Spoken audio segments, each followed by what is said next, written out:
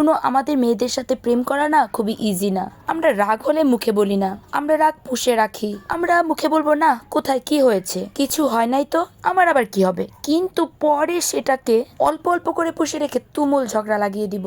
আমি দেখলাম বেশিরভাগ হাজবেন্ডরা বা বয়ফ্রেন্ডরা তো বোঝেই না যে তাদের বউয়েরা বা গার্লফ্রেন্ডরা কি নিয়ে অ্যাকচুয়ালি রাগ করছে। ছেলেরা তো বলে তারা বুঝতেই পারে না যে তারা অ্যাকচুয়ালি কি করেছে, কি এমন করেছে যে মেয়েটা রাগ করেছে। শুনো, তুমি অন্য মেয়েদের প্রশংসা করেছো, আমাকে বাদ দিয়ে তুমি অন্য মেয়ের প্রশংসা করবা? তো যাও না, তাহলে তুমি ওর সাথেই থাকো, বাবু সোনা জাদুটোনা ওকেই বলো, তাহলে আর আমার কি দরকার? কেউ তোমার ছবিতে লাভ রিয়েক্ট দিয়েছে, আমরা মেয়েরা সেই বিষয়টা নিয়ে তুল কালাম করার মতো পাবলিক না। না, এত রিয়েক্ট থাকতে লাভ রিয়েক্ট করবে কেন? মানে love, why not haha? Haha react তো করতে পারতো।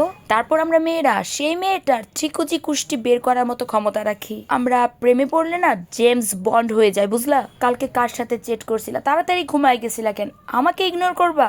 আমি স্যাড স্ট্যাটাস দিয়ে একদম ভরিয়ে দিব না, তোমাকে সেই পোস্টটা ডিরেক্টলি পাঠাবো না, আমি আমার স্টোরিতে লাগাবো, আর 2 মিনিট পর পর এসে চেক করবো যে তুমি দেখছো কিনা। অবহেলা পেতে পেতে একদিন মানুষ ভালোবাসার আশা ছেড়ে দেয়। শোনো, আমরা এমন একটা তোমার ভুল নিয়ে ঝগড়া লাগিয়ে দিব যে যেই ভুলটা তুমি করোই নাই। মেয়েদের কিন্তু সেই ক্ষমতাও আছে, কারণ আমরা সন্দেহ করেছি। আমাদের শুধু কারণ লাগে গো একটা ঝগড়া করার। তাই বলতেছি, মনের জোর থাকলেই শুধুমাত্র বাঙালি মেয়েদের সাথে প্রেম করতে আসবা বা বিয়ে করতে আসবা, তা না হলে না।